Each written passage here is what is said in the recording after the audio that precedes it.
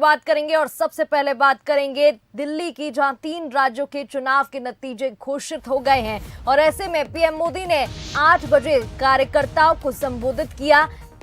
सवाल पूछा कि ईवीएम को गाली मिलना शुरू हुई या नहीं। विरोधी कहते हैं मर जा मोदी, देश कहता है मत जा मोदी।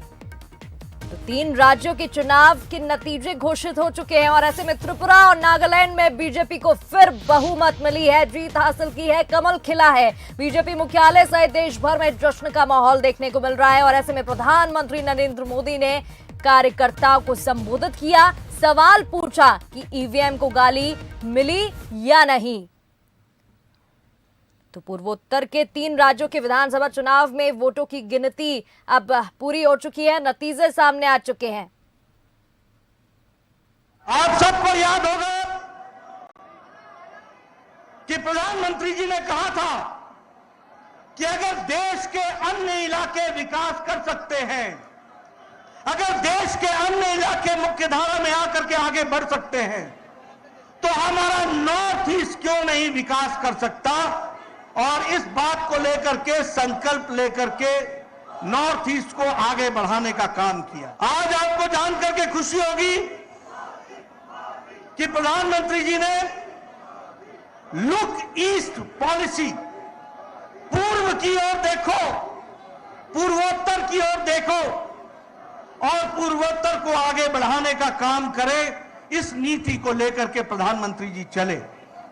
और आपको जानकर के यह भी खुशी होगी कि भारत के पहले प्रधानमंत्री हैं मोदी जी, जिन्होंने नॉर्थ ईस्ट में 50 बार से ज्यादा नॉर्थ ईस्ट का भ्रमण किया और नॉर्थ ईस्ट को मुख्य धारा में लेकर के आए।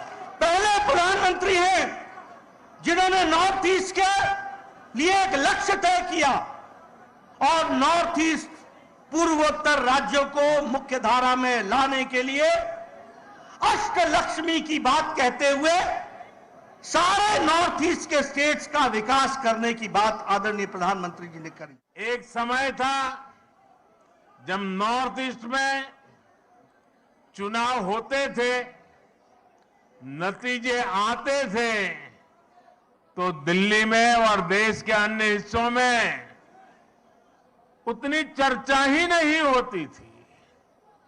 जो चर्चा होती भी थी तो वो चुनावी हिंसा की होती थी, बम, बंदूक और ब्लॉकेड की चर्चा होती थी।